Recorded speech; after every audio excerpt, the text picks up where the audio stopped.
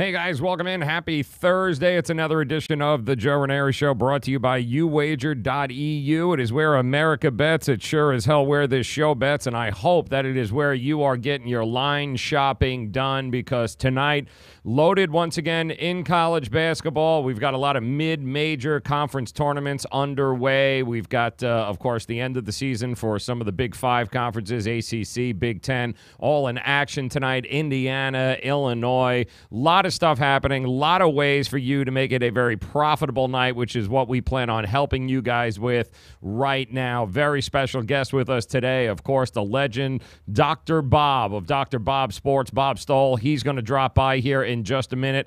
Going to talk a few things. Going to talk about some mid-major betting strategy this time of year, these conference tournaments that are happening. You know, I don't know how many of you watch Furman all year, or how many of you have watched, you know, the Southern Conference or the Horizon, or, you know, a bunch of these different mid-major conferences. You probably haven't spent an awful lot of time watching these teams.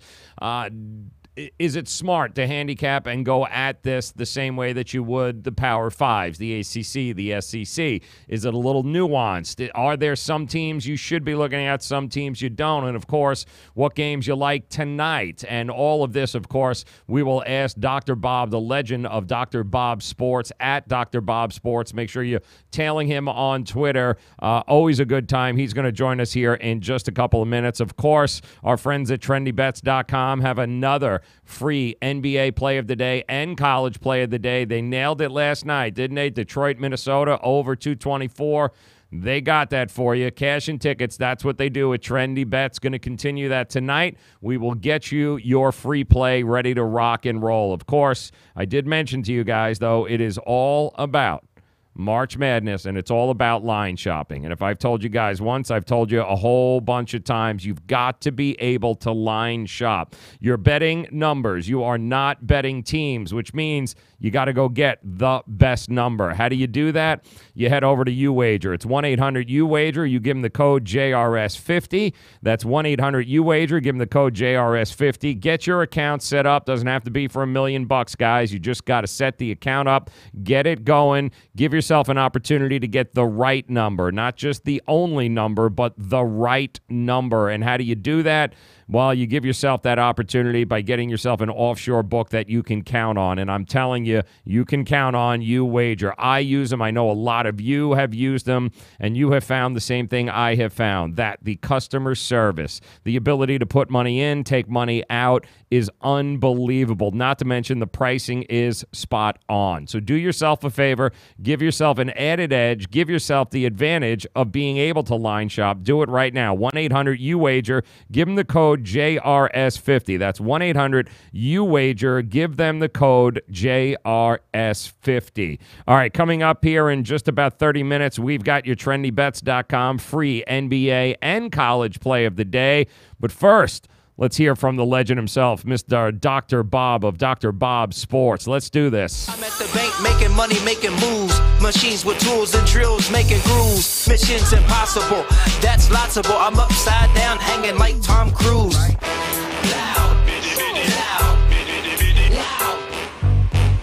Hey guys, welcome in. Excited that time of year. So much going on here. We got about 20 games left in the NBA. You got your mid-major tournaments. You got the big conference tournaments coming up. We got NIT, Big 60. I mean, there's so much going on from a sports investing standpoint, and couldn't think of anybody better to talk with about all of this here than our good friend Dr. Bob Stoll, drbobsports.com.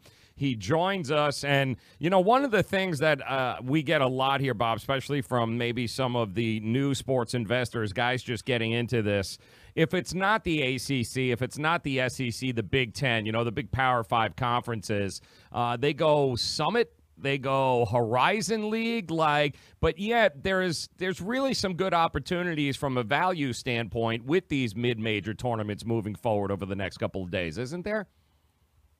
Yeah, I actually have. I've done well in conference tournaments in general over the years. I have some really good patterns and things that I look for in the conference tournaments that have worked, you know, pretty much every year. I don't lose in the conference tournaments that often. It's usually the best time of year for me.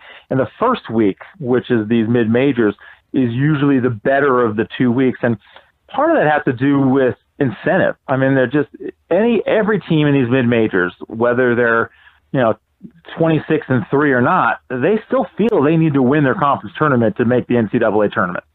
So you tend to get effort from the best teams, from all teams, every single night. And when every team is given their effort, the numbers sort of line up a little bit better. There's less variance and that kind of stuff. And whereas the ACC tournament, you might have a team that's already a lock in the NCAA tournament. Maybe they have a high seed already. There's maybe a little bit less incentive to bring it every night, especially if they're playing their third game in 3 nights or whatnot.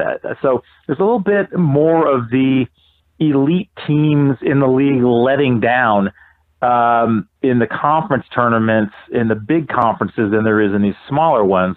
So I find it a little bit easier to navigate because that Murray State or one of those teams that had been really great all year, they may make the tournament even if they lose, but maybe not, and they know they have to play every night hard. So I tend to play a little bit more favorites in these mid-major tournaments than I do in the big tournaments. Let me ask you, too, from a standpoint of, you mentioned it, that some of these teams, especially in these the mid-major conferences, they might be playing each other for a third time. And how much do you look at, this team beat that team twice already this year, so it's almost a lock to win a third time. What have you found over the years where two teams are playing each other for a third time in the conference championships? Well, I mean, that's one of the people, you always hear these analysts on TV and they say, well, you know what? They've won the first 2. It's really tough to beat a team 3 times in a row. And I'm like, well, keep spouting that nonsense because it's not the case at all. In fact, I'm actually just looking it up right now, but to get the exact numbers. But teams that have double revenge, and that meet in the conference tournament for a third time. Let me just finish looking this up here. Sure. The team that won the first 2 meetings tends to also win the conference tournament. Not only win but cover. And the exact number is, as I can get this for you. For some reason, it's not working. There we go. The exact number is. It's actually not. It's 53% against the spread. And you'd think it would be, wow. And that's over 1,800 games in my database. Wow. Double revenge teams are 47% against the spread in the conference tournament. So now that's not going to make any money necessarily. It's not going to lose you any money. It's about break even. But there are certain situations in which that gets really good, especially like a lower seeded team, like an 8 or 9 seed, going up against a number 1 seed. If the number 1 seed has beaten you twice, they're probably going to trounce you the third time too. There tends to be a little bit higher percentage for the bigger favorites in these situations than the smaller ones, because the smaller favorites are likely to be more competitive, and maybe it is tough for a team to win 3 games against an evenly matched team. But in a situation where one team is clearly better than the other and won the first 2 meetings, even if they won the first 2 meetings close, the third meeting tends to be a more likely a bigger win. So there are certain situations in these, going against the double revenging team that makes it even better. I think you get line value just because people hear it all the time that, it's tough to beat a team 3 times in a row. So maybe they shade the line down a little bit, toward the underdog, and it should go the other way. So I look to play on teams that have won the first 2 meetings. Not all the time. It's not a rule, but it's just something that I take into account. Dr. Bob Stoll joining us, drbobsports.com. We'd highly encourage you guys to check out the website, some of the best free information you will get there. Also, tail him on Twitter at Dr. Bob Sports. I'm wondering, these conference tournaments also give us a unique thing where we've got a team that may have only won about 20% of their games over the year, maybe a 3 or 4 or 5 win team, right? Going up against the team that's won 18, 19, 20 games. They're a double-digit underdog. What has your experience found in these types of scenarios? Do you automatically count out the big underdog because they only won 4 or 5 games over the year, or is this one of those be very careful how you tread type of situations? Yeah, I think it is actually, because first of all, if you're if you're a really bad team, you're playing a higher seeded team. So you're playing the first or second best team in your conference, and those teams are more likely to look past a team that's just dreadful. One of the things that actually works in the conference tournaments, and I find this really interesting, is teams that have not only been bad, but have underperformed, meaning their spread record is bad. Those teams tend to actually cover the spread in their first conference tournament game.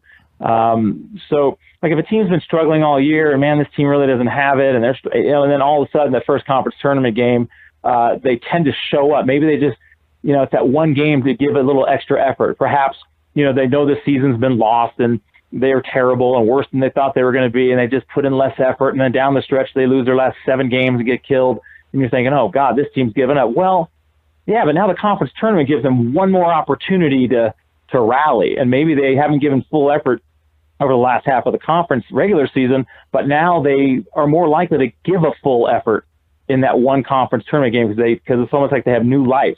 And so I find that these teams that have been really bad, either straight up or against the spread, tend to cover more often than not in their first conference tournament game. But after that, if they happen to win that game, then they tend to fall apart in the second game because the next team they're playing is on notice. So yeah, there is something there. And like I said, it's still in the 53-54% range, but it's just a big base that you could start to nitpick and whittle down. But it's just one of those things that is a factor, but not a determining factor. Right. I mean, you got the West Coast Conference starting, of course, Gonzaga at the top. But, you look at the 7, 8, 9 seeds with, like, Pacific, Pepperdine, San Diego. And these are, 4, 6, and 7 win conference teams. They're going to be going up against St. Mary's and BYU, these teams that have won, multiple games, 11, 12, 13, 16 games in their conference. And in all likelihood, probably going to be double-digit underdogs. But you got to be careful there because this could be their national championship games. Yeah, that's exactly the case. I just looked at teams that have won 25% or less of their conference games are 217 and 187 against the spread in their conference tournament games, and that's a better percentage than 53 or 54%. That is a profitable winning record, 217 and 187 against the spread. So. To make the point, and generally they're facing a number 1 or 2 seed. I mean, if you won 25% or less of your conference games, you're facing a high seed, and that high seed's looking past you. I mean, if you're Gonzaga or St. Mary's, you're looking to, BYU or San Francisco's coming up, or a team that actually, you're not looking at Portland. Yeah, exactly. Yeah. The thing is, if Gonzaga, they're not going to probably face Portland because Portland's in a play-in game, but if they were to face them, they'd probably just demolish them anyway, even if they weren't trying. But nonetheless, I mean, it's a good point though. That's a big percentage. Yeah, no, that's a profitable percentage. That's 400. That's a 400 game sample where it was about 55%, or 56%, just taking the team that's won 25% or less of their conference games. Yeah, keep an eye on during the regular things. season. So so it's just don't just think that if a team's been bad all season that they're just going to keep being bad, because like I said, it's like a new start. I mean, they have one last chance to give it everything they've got, and they tend to come out playing like that. Dr. Bob Sports joining us here. And how about, I've been told here, rule of thumb when we get into conference time is don't spend so much time on win-loss records, focusing on win-loss records. Spend more time on point differential. Meaning, I could have a team that's 8 and 23 and a team that is 14 and 14 and 7, but their point differential is about 5, which means they probably won a lot of close games, and maybe the other team is only a bucket or 2 away from having a better record. Do you focus more on point differential in these types of situations?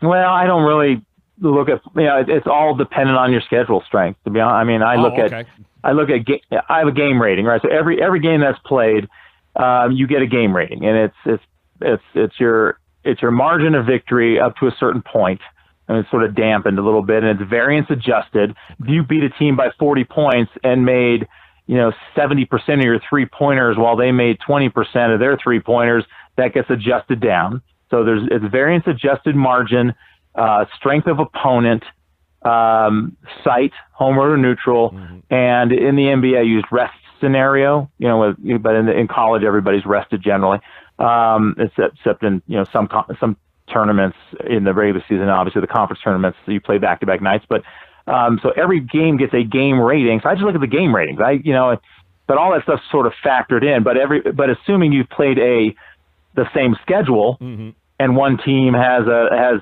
better record and by 2 or 3 games and the same margin, right? Well, that's going to come out in my ratings anyway. Gotcha. So I'm just looking at my ratings, and they're all variance adjusted. So I'm not necessarily looking at. Although last night I had Southern Miss against Old Dominion.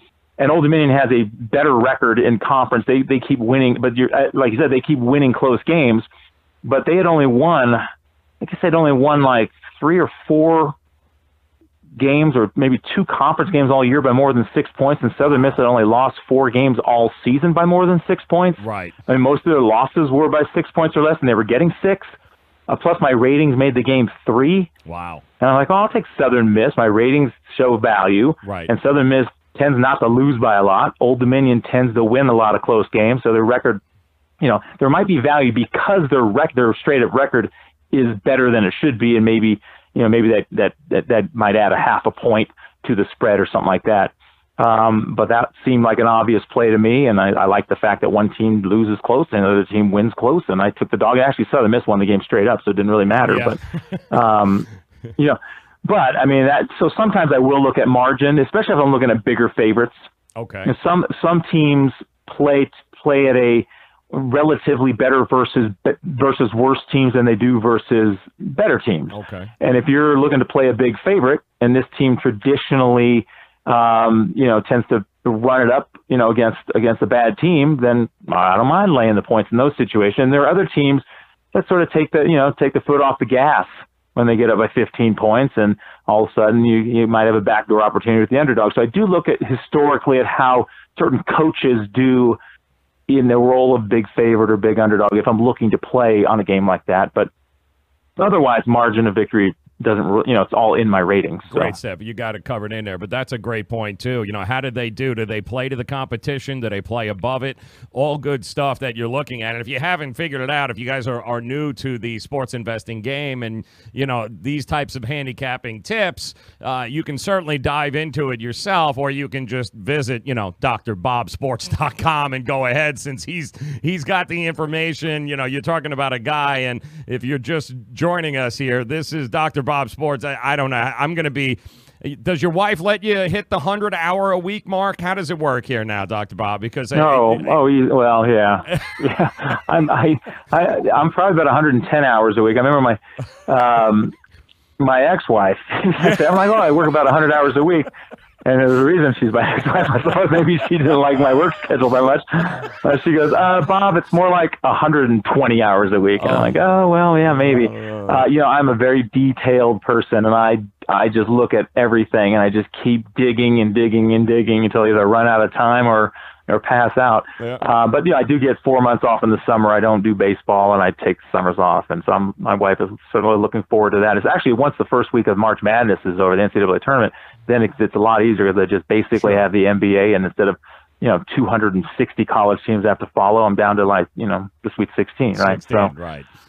It helps. So my busy work weeks are almost over, and my wife is looking forward to what she calls Fun Bobby.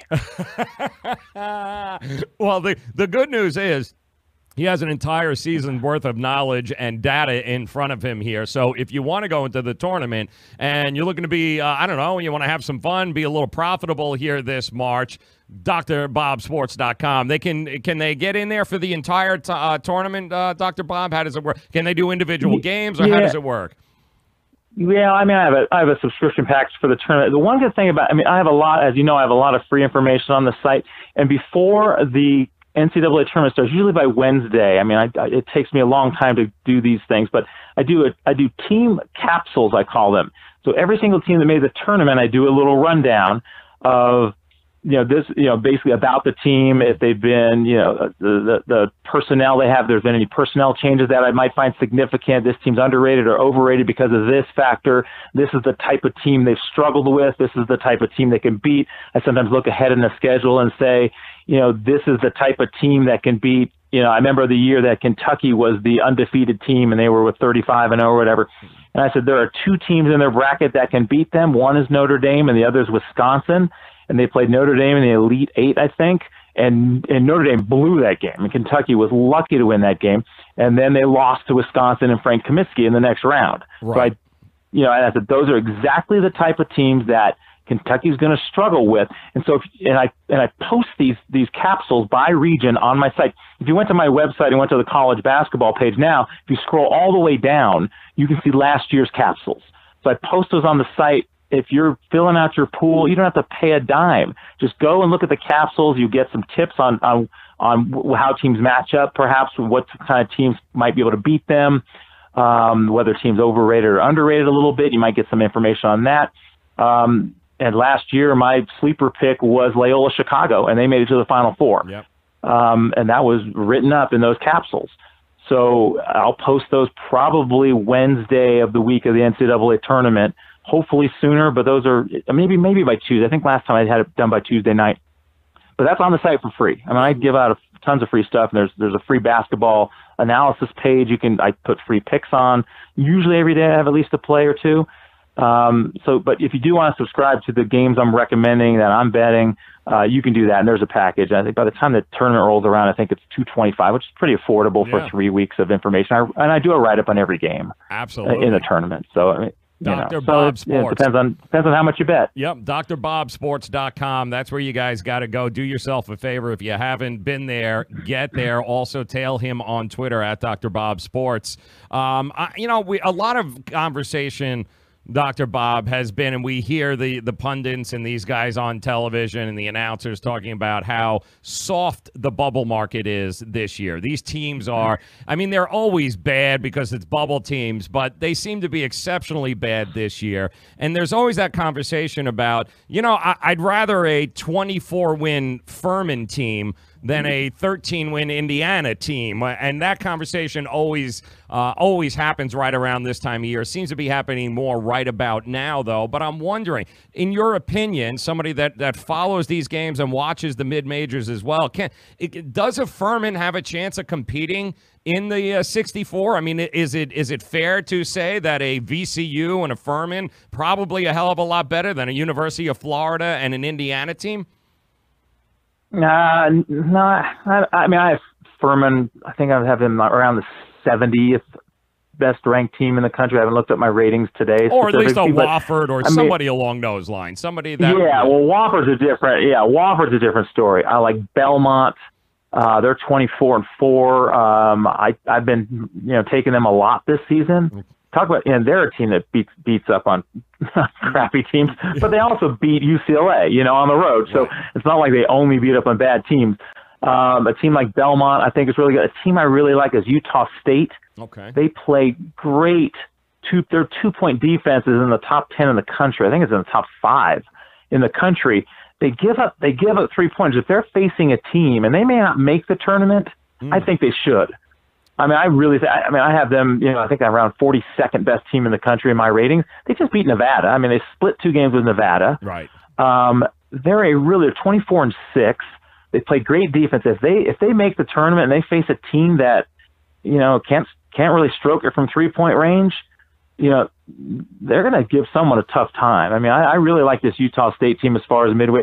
Wofford they're in the tournament whether they could lose their first conference tournament game. And I think they're in anyway. They're probably the best of the, Buffalo, obviously, and Nevada. As far as mid-majors, I think obviously Nevada, Buffalo, and Wofford are in. Right. I don't think there's anything they can do to be out.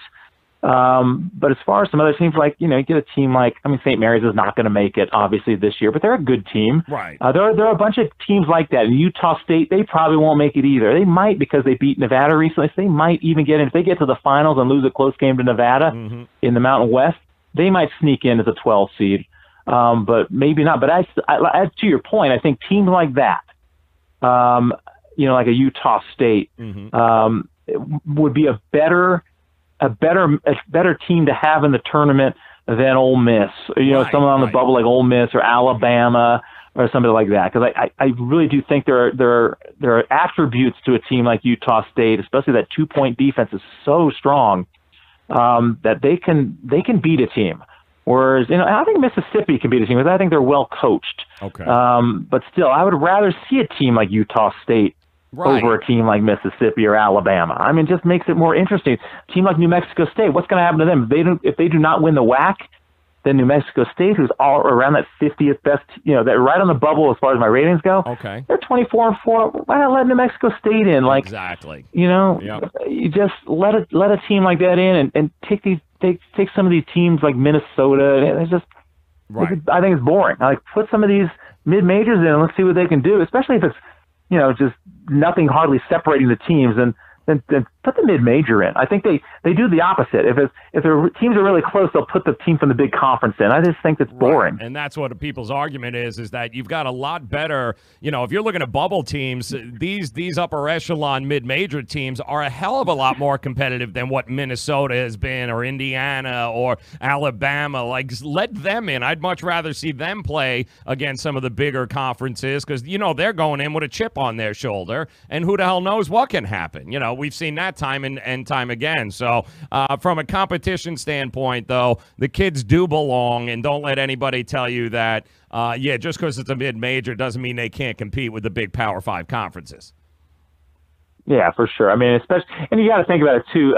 If you're just looking at pure ratings, like a power rating or a rating based on their performance level, you also got to remember that these dominant teams in these bad conferences, like Lipscomb, for instance, they're so much better than the rest of the teams in the Atlantic Sun that their starters aren't playing as many minutes as they would against if they were playing an equal team. Yep. So their margin of victory in these games is not as big as it could be. I know in the net ratings now, which they're using, anything's better than the RPI, but the net rating has their problem. But one of the things they look at is points per possession differential. Well, that's great, but Lipscomb's not going to have as big of a points per possession differential compensated, let's say, as they might, because they're playing their backups a lot late in games, because they're up by 25 points, and they might only win by 20.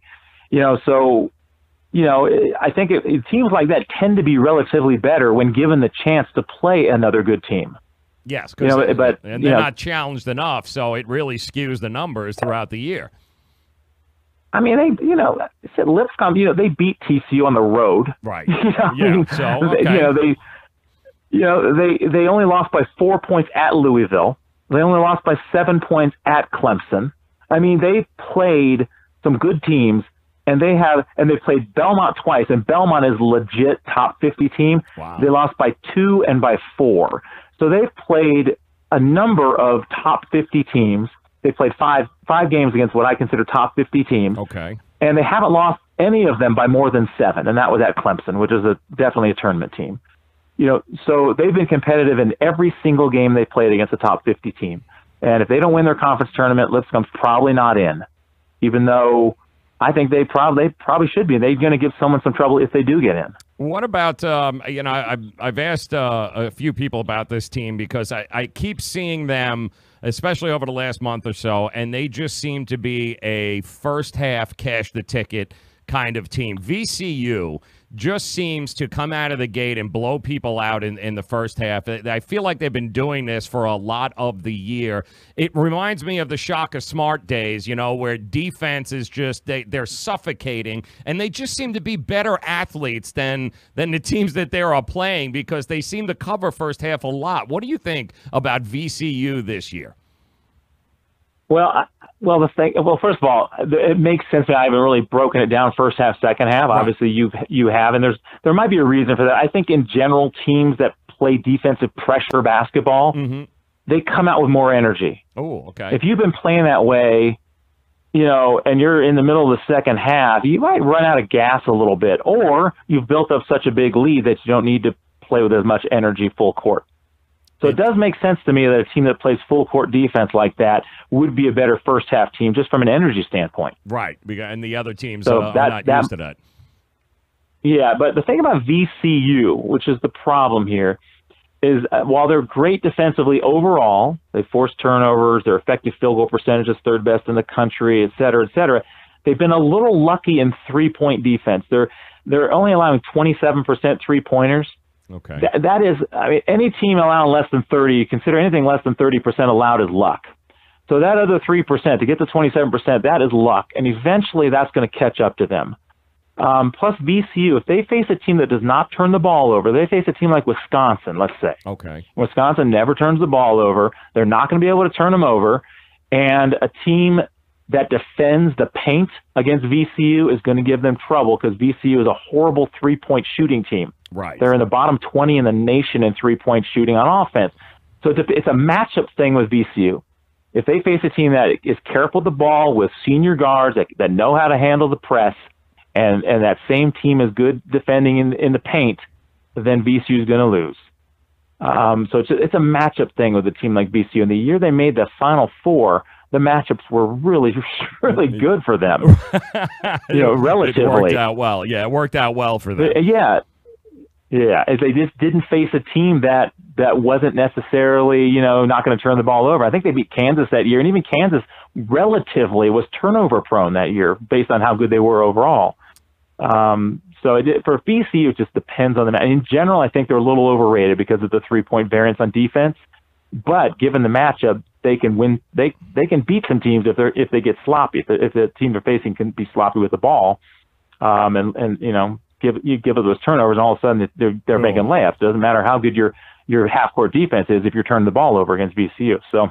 It depends on the matchup. With Dr. Bob, drbobsports.com is where you guys got to check him out. All right, let's dive into a couple of the games here tonight. I know, of course, that you've got a few that you circled that you like. I'll throw one at you right off the bat that a lot of people are looking at. SMU getting 12.5, taking on Houston. And not like SMU has been great in conference play. I think they've lost 8 of their last 9. But this is an awful lot of points, 12.5. It is a good bounce-back situation for SMU. Probably not to win, but they should keep it within the number. What do you think? Well, I came up with 12.5 as my number. So I looked at the game, but you know what? It actually is a good bounce-back situation. Teams that lose as a big favorite and then go on the road getting double digits, that actually is a situation that works historically. In fact, I've got an angle on it that's 114-40 against a spread that basically is a team coming off a loss as a big favorite, and then going on the road as a double-digit dog. Now, you're right. That is a good situation to be in, and I would lean with SMU based on the situation. But I've gotten to a point where I don't necessarily bet a game just because the situation's good. I want line value as well, and I just don't see it here. I mean, I think 12.5 is the right line. But if you're going to bet it, then SMU is the side because the situation is favorable. Okay. But how many times have you thought, this Houston team, I don't know, it seems like it's, and they keep covering. It's just one of those teams that you scratch your head and like, how are they continuing to give up only? I think they're in the top. They're like VCU. They're giving up like 27 or 28% 3-pointers, and a lot of that's luck. A lot of that's luck. Yep. Well, but you like the lean because the situation is there, but you're looking for a little more line value in these types of games. Yeah. If this line got up to 14 or something, then you can give SMU a little bit more more of a look. But I mean, if you're watching the game, you want to bet a friend. I'd rather have SMU than Houston, but it's not a game I'm touching though. One of the team, well, obviously a team that Cincinnati's chasing Houston over here, and they got a monster game here on the road at UCF, a UCF team who is kind of poured it on here over the last couple of weeks. They've been very impressive, and I believe they just beat Cincinnati fairly easily a couple of weeks ago. Cincinnati getting 2.5 on the road, kind of a must-win for Cincinnati. What do you think? I mean, is UCF, can they continue to roll in this type of situation? Well, the thing here, I think the line actually, because UCF's been playing better of late, I think the line is slightly high. My ratings have UCF by 1.5. Oh, okay. However, this is senior night, and there are some interesting trends on senior night, and UCF falls into one of them. So, in fact, it's actually a revenge situation. They lost by 5 at Cincinnati a couple weeks ago. So this is the final home game revenge angle. What's the record on this angle? Let's see, sort of caught me off guard here. 90-30 against the spread. So there's a few other things. It's not just last home game and revenge. I mean, there's more factors to it than that. But the angle, the situation that applies certainly favors UCF. I just don't think the line value is there again. So this is one of those things like I need some line value if I'm just going to play something based on a situation. I could see this game going either way, but I'd probably lean slightly with UCF just because the situation favors them. But I mean, Cincinnati is a tough team. Yeah. And, UCF has been playing well, but UCF's also been a little lucky in certain ways. Like, opponents are shooting 64% from the line against UCF. Wow. That's nothing but luck. I mean, those same opponents. They're not playing great defense on that. Yeah, you're playing great free throw defense. I mean, so that works out. Now, let me tell you, this works out. The teams they've faced have combined to average just about 70% from the line over the course of the season. Right. So to be allowing 64% from the line against that schedule of teams, that's worth more than a point per game of luck. Yes. Yeah, which is crazy. So that's why my rating on them is 1.5. That's why I come up with a line of 1.5, and the spread's 2.5, because I don't think they're factoring out the fact that they've had a little bit more than a point of free throw luck. Free throw defense, no such thing. That's purely luck. Yep. But luck. That is totally crazy. These are things I adjust for this. Every single game I do, I adjust for stuff like that. I mean, so that's why there's no value on it, because UCF's been a little lucky, to be honest. Well, let me ask you about a Big Ten game from two enigmas to me as far as that goes. Indiana should have been better than what they are. They're 15-14 record, but all of a sudden they've been able to turn it on here and win some games, especially against Michigan State just happened. And then you got Illinois, who was also horrific until the last month, where all of a sudden they're playing defense, they're scoring. I don't know what to make of either of these teams. Illinois at home laying 2 against Indiana. How do you approach this game? Yeah, I find this to be a tough game. Just like you said, Indiana is so inconsistent. They have what are they, 14-13 on the season, or 15-14 or something like that. They actually have a good record against NCAA tournament caliber teams. Like they play relatively better against good teams. They beat Michigan State. They beat Wisconsin right before that. They had a close loss where they covered against Iowa before that. They had a close loss to Purdue that went down to the buzzer right before that. But against crappy teams, they tend to let up. They lost to Rutgers. They lost to Minnesota by 21. They lost to Northwestern recently. It's like, what is with this team? I mean, maybe they just get up for the good teams. I don't know, but I don't know. Do they get up for Illinois? Yeah. This is Illinois' final home game. This is a tricky game, because if Indiana plays to their potential, they're better than they've been this season. I think they are better than they've shown. But Illinois, like you said, has really improved, over the course of the season. Although, they're priced about right. I mean, their last, 6 or 7 or 8 games, I think they're something like 5-4. They're 5-4 against the spread their last 9. So it's not like they're mispriced now. I think the line is sort of caught up to Illinois. But now, because Indiana's been on a little bit of a run, I think there might be, some value on Illinois just because Indiana's played better recently in some marquee games like Wisconsin and Michigan State. They won those games straight up. I think the line's about right. I forget, what are they favored by now? 2.5? Yeah, like that? 2. Yeah. Oh, it's 2. Illinois is down to 2. Mm-hmm. Yeah, I made it 1.5. So it's just, but Indiana doesn't play as well against worse teams, and they might consider Illinois a worse team. It could be a letdown spot for them.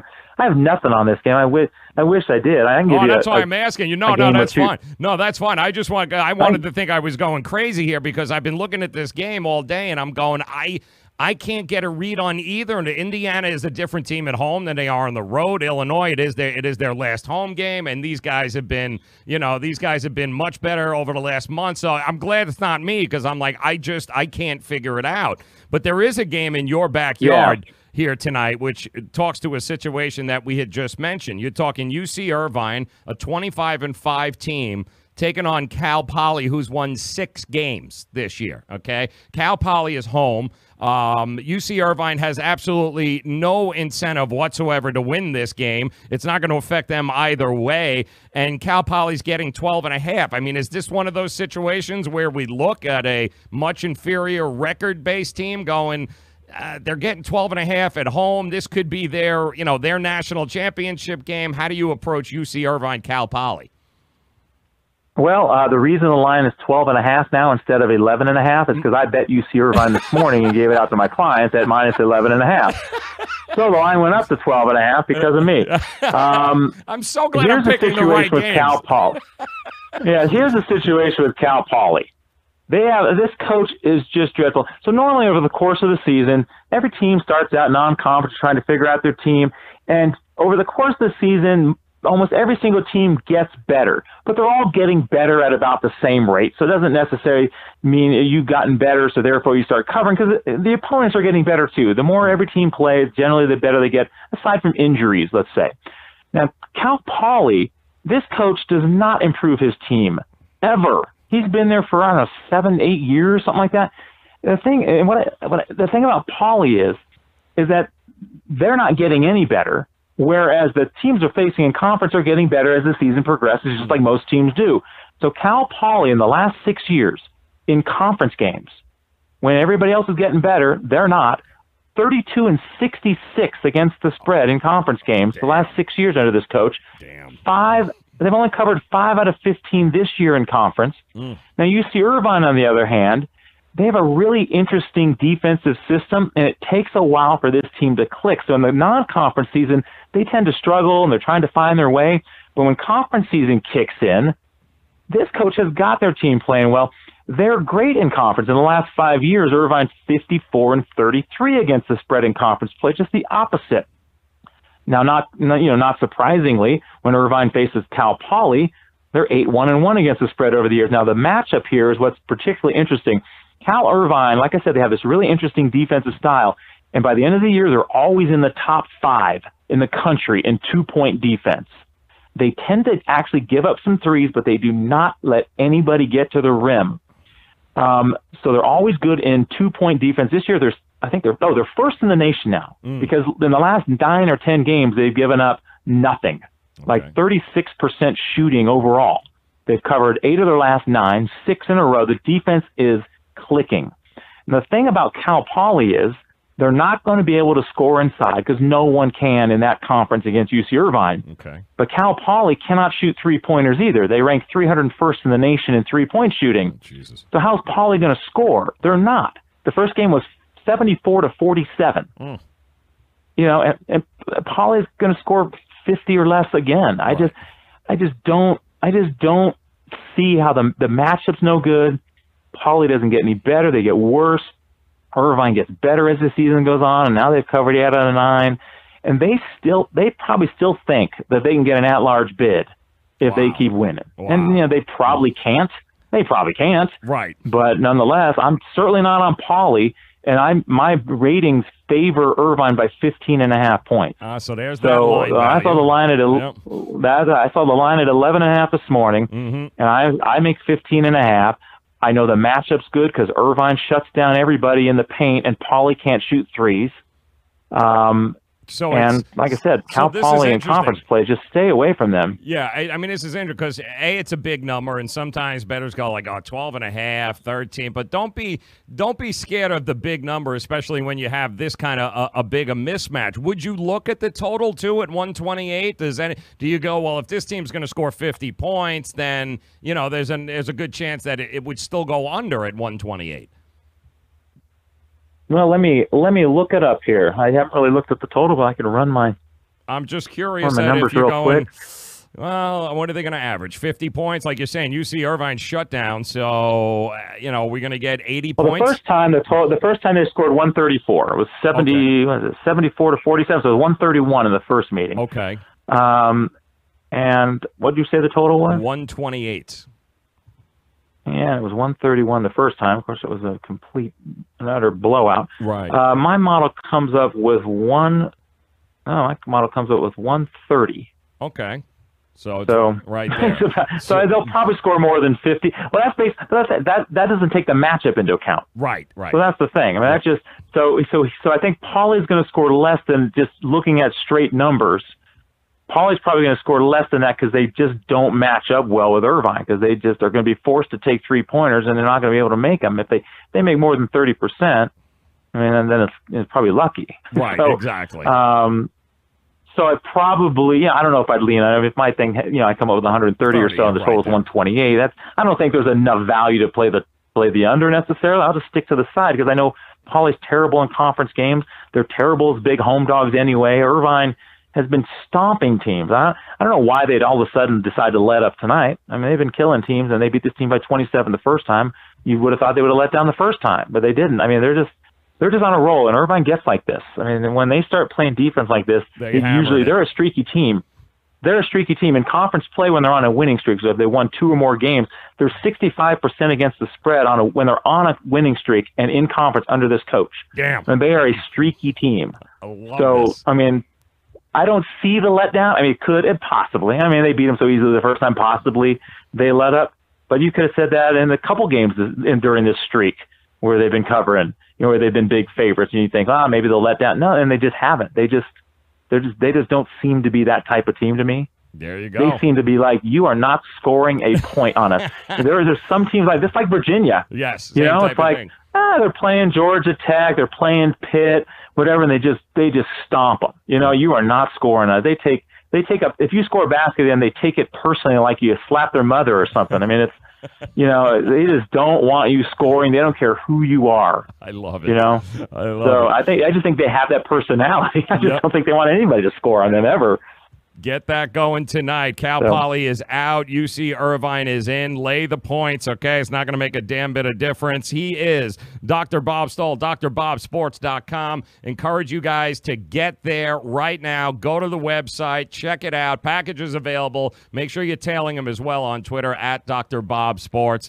And Bob, I appreciate your time as always, my friend. I know you got appointments to get to. We appreciate you shooting the shit with us, my man, and giving us some insight, some valuable information that people who are trying to get involved and trying to their hand at sports investing, this is the kind of stuff that you get not only at the website, but this is the kind of stuff it's all about. It's more than just take this team or take that team. There's a little more that goes into it, my friend.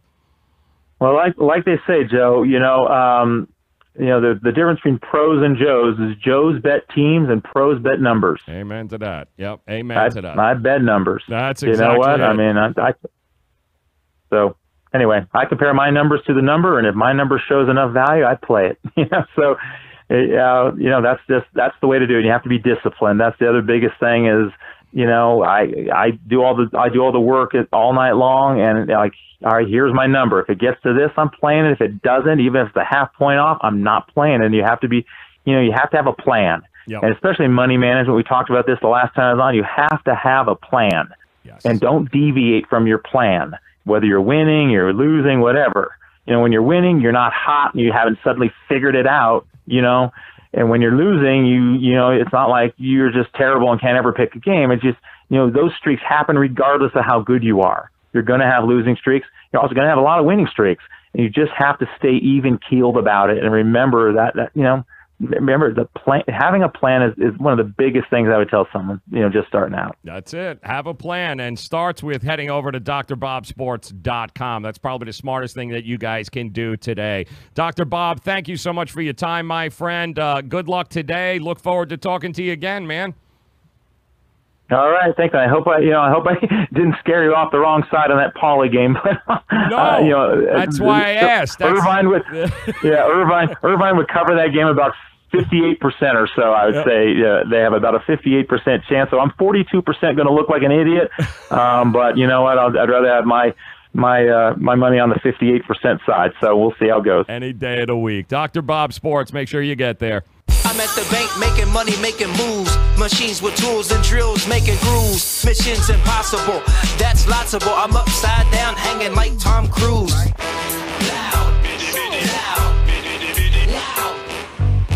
Awesome stuff from Dr. Bob. Want to thank him so very much, and I want to encourage you guys to head over there. Dr. Bob Sports, one of the best, seen on the Squawker Box, seen on CNBC, ESPN, Yahoo, all over the place.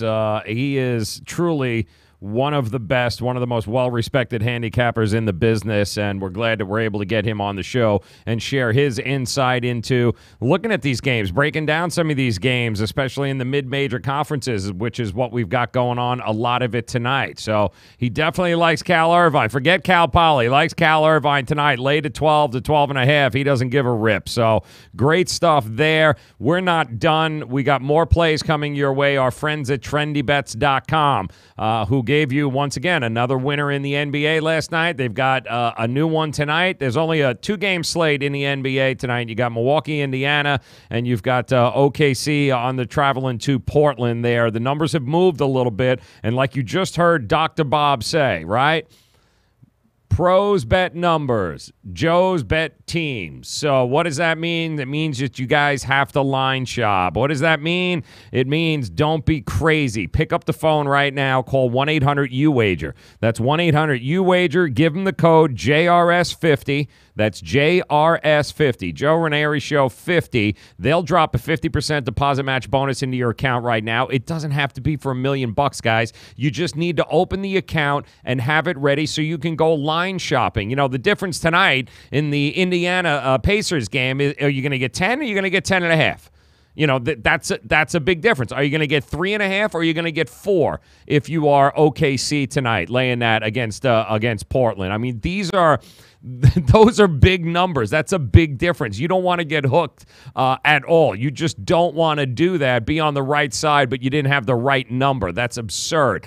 Call 1-800-UWager. Give them the code JRS50. Line shop tonight. Make sure that you're getting the best line that you can from the book that you use, but you need an offshore you can count on, and I'm telling you, you guys can count on UWager. 1-800-UWager. That's 1-800-UWager. The code JRS50. JRS50, and they will go ahead and drop a 50% sign-up bonus into your account. Also want to thank our good friends at Miami Acura for supporting us here on the Joe Raineri Show, and we talk about getting numbers, right?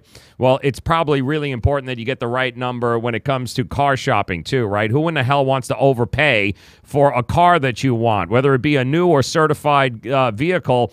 Getting the best number is what it's always about. And just like UWager, I can tell you, Miami Acura is going to give you the best number. And I'm telling you, go to MiamiAcura.com, shop the certified pre-owned and the used car list that they have there. The prices are second to none. And if you're looking for a new 2019 RDX, go ahead, go shop every place else. Just end up at Miami Acura. Deborah and the crew there, I promise you, they will give you the best number around. 1-855-564-4669. Those of you in the 305, go visit them at South Dixie Highway. But really, the best thing to do, MiamiAcura.com. Go check them out, MiamiAcura.com. All right, let's check in with our friends at TrendyBets.com here tonight, and look at that. We got the game up. We are ready to rock and roll, and I want to welcome all of those that are joining us here via the chat rooms there in YouTube. Welcome in YouTube. Welcome in Twitch, Facebook Live, Periscope, Twitter. You guys rock. Thank you very much for stopping by the Joe Raineri Show here today. If you're just joining us, we just had Dr. Bob of Dr. Bob Sports on. The well-known, the world-renowned Dr. Bob. Guy is just awesome. You want to talk about a plethora of information.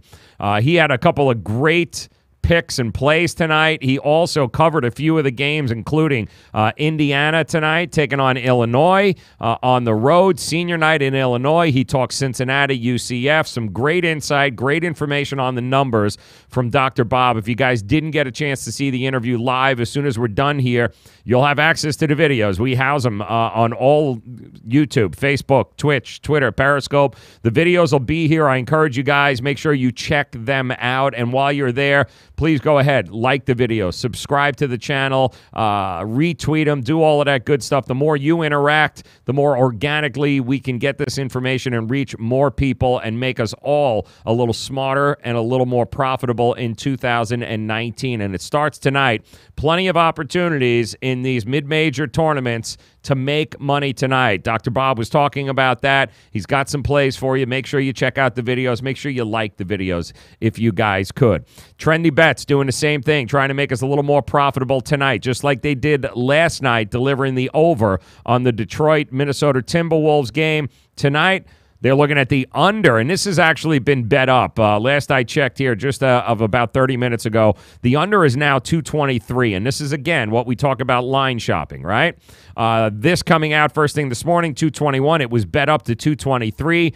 Trendy Bets loves Pacers Bucks, loves the under here. The under 5-1 in the last 6 meetings between these two teams. The under is also 8-2 in Milwaukee's last 10 games following a straight-up loss. They have lost back-to-back games. They're on a little bit of a downhill now, but they go home where they've been very, very good, but they haven't been that good that they're going to score over 221 points. So they like the under. They're going to love it even more at 223. So get to UWager, 1-800-UWager. Give them the code JRS50. Open the account. I just looked at this. The under is at 223, not 221. But Trendy Bets loves it at 221, which means they're going to love it at 223, which means you should love it as well. Pacers Bucks tonight, total under 223, 222, 221. Wherever you can get it, go ahead and get it, all right? That's game number 1. They've also got a college game here tonight, but I do want to remind you,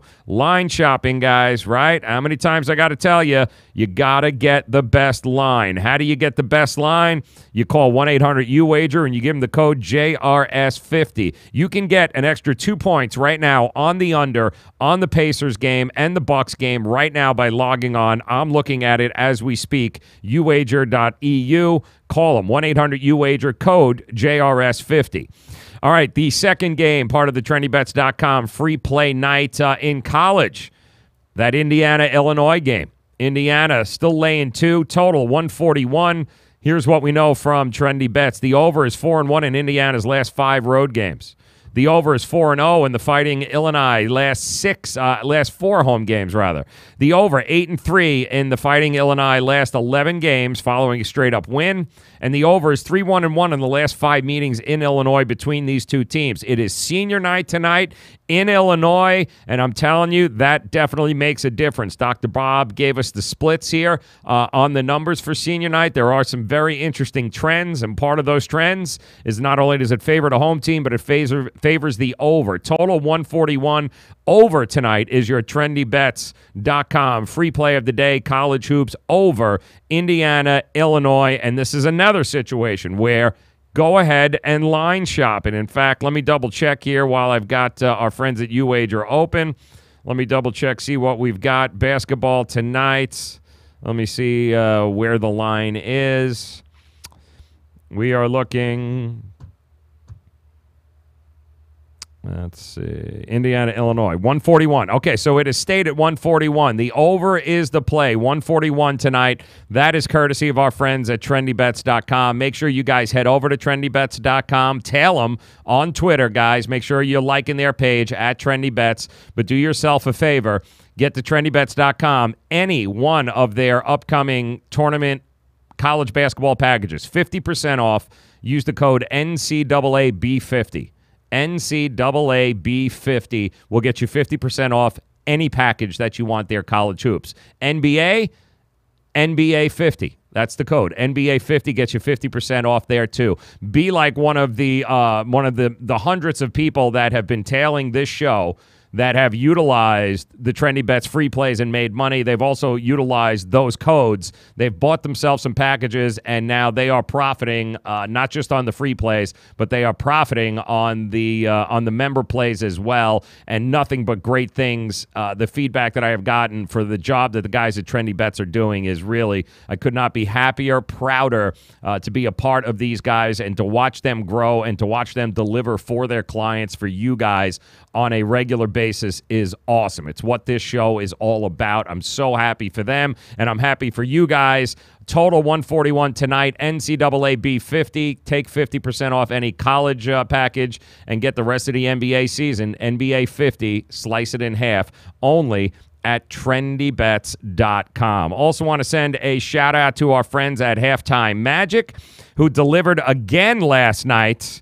For 6-2, I believe, is what the tally was. 6-2 on their second half plays last night at Halftime Magic. That, my friends, is what you call profitability, okay? Second half plays, I don't know how many times I got to tell you, They're giving you an opportunity to get a whole free weekend of plays. All you have to do is email them support@halftimemagic.com. That's the email address, support@halftimemagic. Just put my name in the subject line. Put Joe Raineri in the subject line. They'll get back to you. They'll give you a whole free day or two worth of plays, and they'll guarantee you 60% winners. Otherwise, any one of their packages is 50% off. They have yet to give anybody a 50% off package, by the way, okay? And they've been guaranteeing this for a while now. Another monster night last night, 6-2. Another profitable night is coming your way tonight. If I'm you, I want to get on board. I want to see what this is all about. I want to learn about second half betting.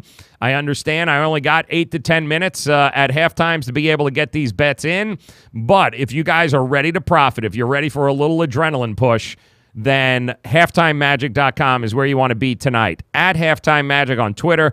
Email them right now, guys, all right? It's a free night worth of plays. What you got nothing to lose here. I can assure you, you got nothing to lose. Plus, they're guaranteeing you 60% winners tonight, all right? Guaranteeing you 60% winners. Otherwise, they're slashing everything they have 50% off. I'm telling you, they have yet to do that, and it doesn't really make a difference because those of you that took advantage of this last night, you are way ahead of the game today, aren't you, in a 6-2 night. Unbelievable. Flat betting, grow your bankroll, do it without a whole lot of obstacles in the way, guys. halftimemagic.com. Shoot them an email right now. It's support@halftimemagic.com. Support@halftimemagic.com. Put my name in the subject line. They will get back to you. They will get you on the alert list. You'll start getting the alerts tonight. You can start playing your second half plays. You can start winning just like everybody else is. And I'd hate to see you guys miss another great night of plays, second half betting, profiting from halftimemagic.com. So do yourself a favor, guys. Shoot them the email now. It is support@halftimemagic. That's support@halftimemagic.com. Put my name in the subject line and get your asses going. Let's make some money tonight. Let's make it profitable. Also want to remind you guys that tomorrow morning, the Friday edition on the Fantasy Sports Radio Network of Make It Rain. We'll be going there. Me and Dane Martinez got you set up in the morning. Everything you need to know in the world of sports as you get up and sports betting. And then, of course, me and Gabe Morency the morning after, 9 to noon. 9 a.m. to noon Eastern Standard Time. We've got you covered. Talking to Jimmy the Heart we talked to today. The passing of King Kong Bundy. We talked to Jimmy Hart today. We've talked to Warren Moon. We've talked to just about every beat reporter surrounding what's going on with Kyler Murray. I mean, we've got you covered, guys, on the Fantasy Sports Radio Network from 6 to noon. We've got you covered. And then after that, live programming every hour. Some of the best fantasy players in the world delivering for you guys DFS plays, DFS knowledge. It's all about profiting on the Fantasy Sports Radio Network, and it is a free app. Download it today, guys. It is so simple. FNTSY. It's a free download. Take us with you. Start becoming profitable. Join us in the mornings as we make it rain on the Fantasy Sports Radio Network. Want to thank some of our sponsors here, of course, uwager.eu, Trendy Bets, our friends at Wager Talk. Want to thank Ralph Michaels for stopping by this week. iTicketHub.com. It's the only place for you to go to get any concert or sporting event tickets. You planning on going to Bay Hill this weekend? Go to iTicketHub.com. At the very least, 10% cheaper than any other secondary market. Doc Sports, Tony George, great job yesterday by him. Want to thank them very much. Miami Acura, Joe D'Amico, AASIwins.com. Delivered again last night for us on Detroit. Gave us Detroit yesterday, free play.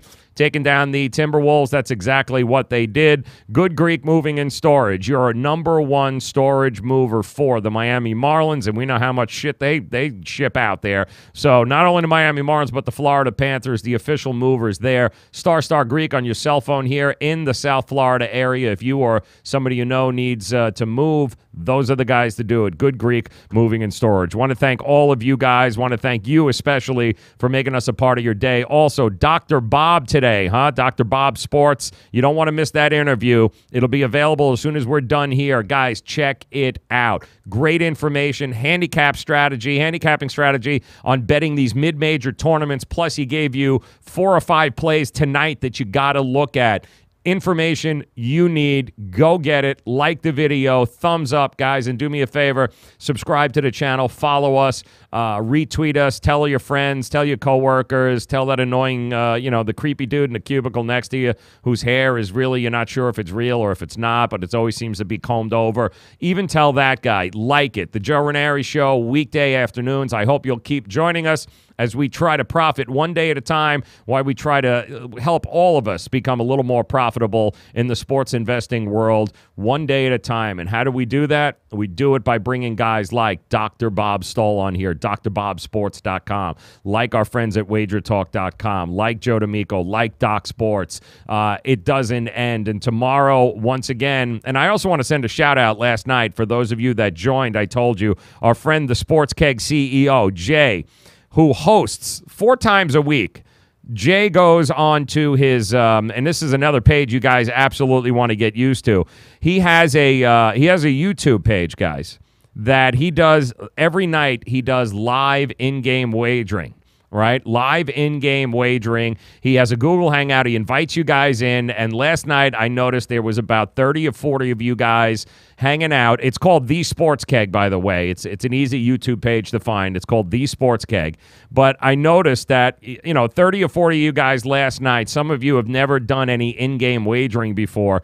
And the conversations in the chat room were awesome. You guys were sharing information. You were sharing plays. There was live in-game wagering going on. It gave some of you the opportunity who might not be comfortable yet with in-game wagering. It gave, they had it up on the screen. It was awesome. I love to see that. I love to see like-minded individuals, sports handicappers, trying to better themselves by sharing their knowledge, sharing the wealth, and passing the information out for free, by the way. Nothing there. All you have to do is check out the Sports Keg CEO, check out Jay, the Sports Keg CEO, follow his Kegcast. He does at least 4 or 5 a night. He's going to have another one tonight. He's got another one over the weekend for the UFC fights. It is really great stuff, especially if you are looking to learn about in-game wagering. Live in-game wagering is a different animal. It helps to be able to have a group of guys there supporting you, walking you through it, talking about it, making the bets themselves, because we're all in this together, right, guys? Didn't we tell you we're all in this together? It's not you versus me or Dr. Bob versus him. We have one common enemy here and one common goal, and the enemy is the sports books. Our job is to take their money. Actually, it's really our money. We're just trying to bring it back, right? Our job is to beat the sports books, not each other, all right? That's what this is all about. Become more profitable in 2019, and we do that by sharing the knowledge and coming together, a group of handicappers, right? Trying to spread the wealth, share the knowledge, and all of us take the sports books money. That's what it's about. It's us versus the sports books. Let's go get it. Again, thank you guys very much for making us a part of your day. Tomorrow morning, we'll make it rain. Fantasy Sports Radio Network. I hope you'll join me. If not, tomorrow afternoon, we got Champions Leagues. We got Charles Michel going to join us. We're talking soccer as we head into the weekend. Again, plenty of opportunity for us all to profit, not only tonight, but this weekend. And I hope you'll come back and join me tomorrow. So on behalf of the sponsors here on the show, on behalf of Docs and UWager, Wager Talk, Trendy Bets, Good Greek Moving and Storage, iTicket Hub, Miami Acura, UWager, thank you guys for making us a part of your day. Tell your friends, come back and join us tomorrow, same time. Good luck, guys. Good luck tonight.